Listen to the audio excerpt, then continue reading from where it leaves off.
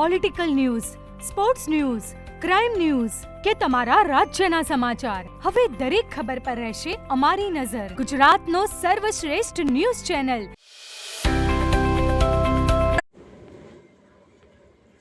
ચાણસ્માના ઝીલિયા ગામે farm house અને police van પર હુમલાની ઘટના અંગે રિકન્સ્ટ્રક્શન કરાયું. ઘટના બન્યાના ગણતરીના કલાકોમાં જ પાટણની લોકલ ક્રાઇમ બ્રાન્ચ અને ચાણસ્મા પોલીસ દ્વારા 18 જેટલા આરોપીઓને ઝડપી પાડવામાં આવ્યા હતા. પોલીસે બુધવારે બપોરના સમયે આરોપીઓને સાથે રાખીને ચાણસ્મા બજારમાં ઉઠક બેઠક કરાવી અને કાયદાનો ભાન કરાવ્યું હતું, તેમજ લોકોમાંથી ભયનો માહોલ દૂર કરાવ્યો હતો. ત્યારબાદ આરોપીઓને સાથે રાખીને ઝીલિયા ગામે ફાર્મ હાઉસ ઉપર લઈ જઈ ઘટનાનું રિકન્સ્ટ્રક્શન કરવામાં આવ્યું હતું.